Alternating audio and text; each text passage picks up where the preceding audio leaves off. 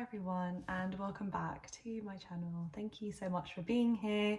It really means a lot and I really appreciate the love on the first video that I shared.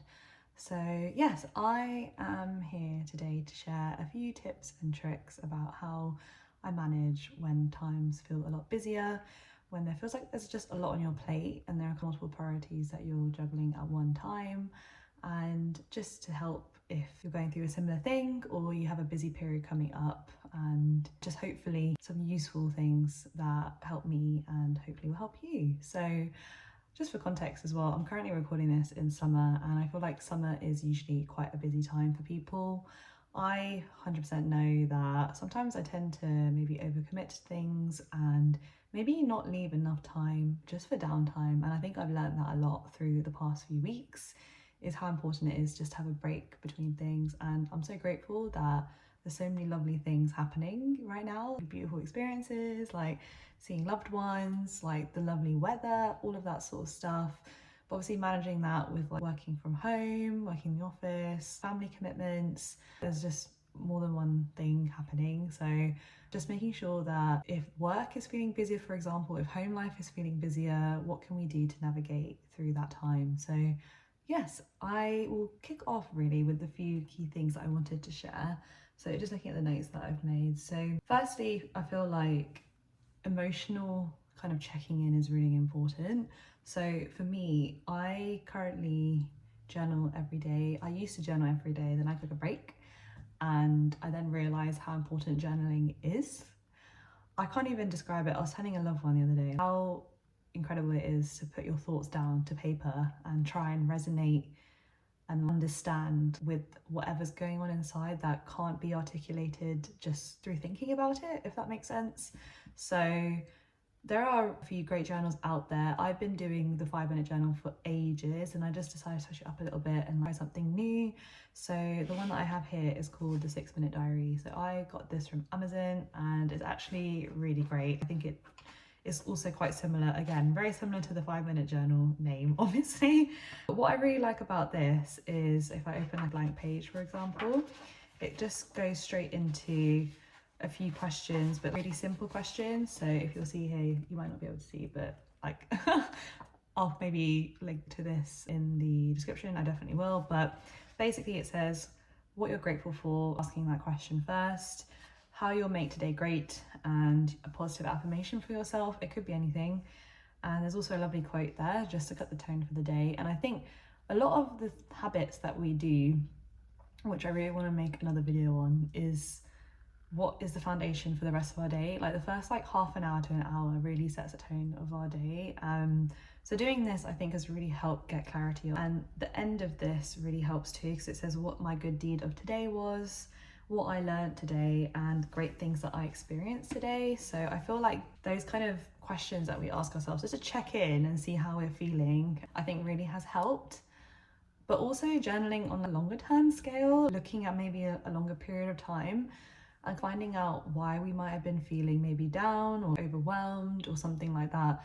If you haven't tried journaling before, I couldn't recommend it enough, because I feel like I've had the biggest breakthroughs in how I'm feeling when I have journaled. And I know it's kind of a big thing on social media right now, which is a great thing, obviously, but it's more than just that. I think it's so much deeper and it can bring up so much in you that you didn't even know was sitting inside of you. So yes, I really hope that helps. And just asking yourself those questions each day. The other thing I wanted to talk about is guilt, because I feel like sometimes you might, if you have been a people pleaser in the past, and I know I definitely have felt that way, is if you feel like you need to rest, you feel a bit guilty for it because you're not spending time with XYZ or you're not doing XYZ or whatever. And I think giving yourself that time just to rest without feeling guilty, I think is really important. And you might feel this, like, especially if you're like a parent or you have commitments and people you care for, of course, your time and energy is spent on caring for others.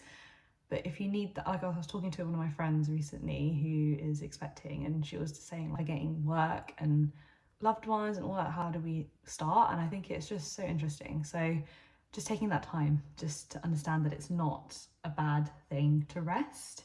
And the other part on sort of emotional side is mindfulness. meditation. Meditation, just bringing you back to the moment and your breath. Getting back to the present moment is so powerful because you realize how your mind is maybe scattered. Let's just obviously be frank, if you have TikTok or Instagram or any social media, your attention span is being shortened because you're getting content and it's quicker and it's faster and it's like 10 seconds, and it's just making us feel overwhelmed subconsciously. I think, of course, doom scrolling, we all kind of know what that is. It's going to impact how you feel too. So just a reminder, there's nothing wrong with doing it, but setting ourselves limits, I think, is really important. I just really learned a lot from that too. Next thing I want to talk about is physical things that we can do. First of all is movement. And when I think about movement, I think about it in a couple of ways. First of all is like gym and maybe more high intensity training or strength training and stuff, which again has proven there's scientific results about how it can obviously boost your mental clarity and your hormones, etc., releasing positive, good hormones. And I think that's amazing and also part of it and super important, but balancing that with like gentle things too, like going for a walk is, again, I said the word powerful before, but I feel like it is so powerful because being in nature, and even if it's 10 minutes or 15 minutes outside in the sunshine or in the rain or whatever that it is, it's just the fresh air, I think, has so much power. So having that time to yourself, maybe even without headphones, if you can do it, I highly recommend, because you're not listening or consuming stuff, which is absolutely fine to do, but I think switching up a bit and just being there with your thoughts and going through what is in your environment and taking it all in, I think is so powerful. So I highly recommend that if you haven't tried that, walking without content. But yeah, that gentle movement, stretching, walking, yoga, just connecting to your body, because your body can tell you so many things. Like, you feel stress, you feel anxiety around your chest area, you feel tension around your head area. We carry things with us, so how can we understand what a body might need? And it's not always gym and fast and high intense workouts. It might be that for you in that week or whatever, but it's also balancing with what you feel might give you that clarity too. So I think that's been a really helpful thing. Rituals. So the next thing in terms of physical things is creating moments for yourself that are, whether that's starting your day, winding down for the day, whether you have 5 minutes, whether you have an hour, whatever time that you have, I think creating rituals for yourself is so meaningful and gives you groundedness. So for example, for me, I love to end my day with, I might let me watch my favorite show, and then I have this ritual now that I've like created. I don't know how this has happened, but it's just like happened, and I'm really here for it because I feel so good. I'll take my magnesium supplement an hour before I sleep, which I had one here actually to share. This is probably my favorite one right now that I've tried that I actually feel works. So I'll link it below, but it combines three of the key magnesium. So it helps your muscle and your nervous system, reduces tiredness and fatigue, but it also, again, is quite a great supplement for relaxation. So I feel like that's really helped. And also I do take this earlier in the day, but ashwagandha, if you've not heard of it before, this is incredible. It's just another great supplement to control how you're feeling, your nervous system. I think it also helps with hormone balance and things like that. And obviously as women, if you didn't know your cycle, there's so many different parts and aspects to it and how it affects us without us even wanting it to. It just does it anyway. So it's just learning to manage that, and obviously that's a beautiful thing in itself, learning to understand your cycle. But having those rituals, like taking those supplements or making that tea or reading a few pages of your book that you're reading or you really wanted to get into, having those things that you consistently do every day, however much time you have, I think grounds you and helps you feel connected to yourself again. And I think I was telling a loved one recently, I was feeling quite disconnected from myself. I didn't know why, but I understood why afterwards, is that I was just maybe jumping around between too many different things, experiences, like seeing friends, family, loved ones, and then they were often back to back on the same day, traveling here and there. And I think, again, such a lovely thing to do and experience, but in between this, I didn't really feel like I was having enough rest. So just one thing there that I learned too. So another thing is hydration. We underestimate it, but drinking water throughout the day obviously will really help. And finally, sleep. The tea I mentioned earlier is like bedtime tea, and it's like chamomile, has like lemon balm in it and lavender. So great and calming and relaxing. So highly recommend that. But any chamomile tea is just so, so good for you and just helps you wind down. And in terms of little and big things that we can do to help us feel a little bit more clear, I think time. Like, time is so just helpful when you give yourself it. Like, it really helps you get out of the churn and rat race that maybe modern life is based upon. Wake up, work, sort out your kids if you have a family, go traveling for work, come back, make dinner. It's just, time is so interesting. So I heard this quote which always stuck to me, like, we all have the same amount of hours in the day, right? So it's how we navigate those hours and use them in ways that are nourishing for us and in ways that we give our time when we're doing so many different things. But when do we have those down times and those moments just to exist? Again, I think there's been a revelation for me recently to just be able to remember that it's absolutely fine and actually quite needed to just be. If you come home and just stare at the wall for 5 minutes, it's just so funny to me because we don't, it's always constantly, we're kind of fed, you need to be doing this to feel productive, you need to be doing that to feel like you're achieving something in life. But we often underestimate the power of doing absolutely nothing for a little bit of time, because it's those moments in between that help you recharge. So that was one of the other things I wanted to share. So like I said, small things that you could do: walking, journaling, reading a few pages of your book, having that time to yourself. But sometimes it might be that you might need a bigger thing or a little bit more, I guess, intervention if you feel like you do need that support. And examples of this would be things like therapy if you're holding on to something quite hard. Again, therapy is so personal, so I'm not being like you must do X, Y, Z. Of course not. It's what your journey is. But I know I speak openly with loved ones about it. Therapy definitely was a taboo. It still is in a lot of cultures.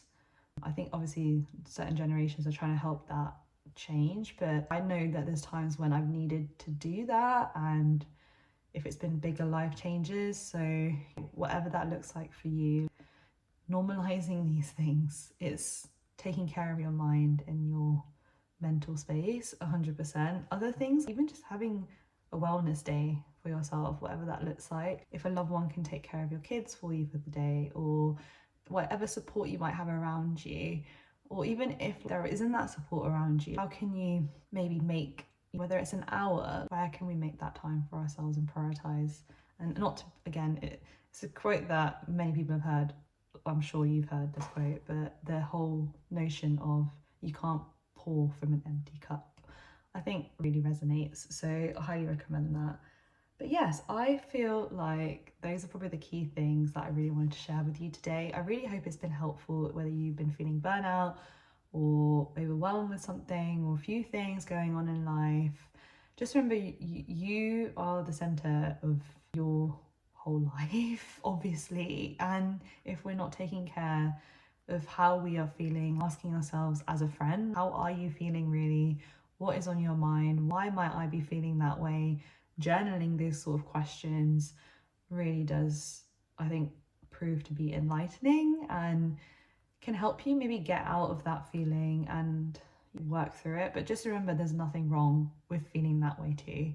It's part of the human experience. We can't be consistently joyful and happy and always like this. It's going to be a wave. So like how we navigate that wave, I think, is so important. And there are obviously so many different factors to it, but just knowing that investing in yourself is not selfish and is important, especially if there are a lot of commitments around you. So that is what I wanted to share with you today. I really hope it's been helpful, and just remember that you might not feel like back to yourself after doing one or two of these things. It's okay, but give it time. I think that's probably one of the key words of today's video, is give it time, and I hope that you do and you find what works best, even if it takes a bit of a longer journey. I'm sure you will get to that point, and giving yourself grace throughout that period. So if you do one thing today, I hope it helps if you are feeling through or going through something maybe a bit more intense at the moment. So yes, that is everything that I wanted to share. Thank you so much for being here, and if this helped you or somebody else, please do share it, and I would really appreciate that. And yes, I will leave it there, and I'll see you in my next video. Thanks. Bye.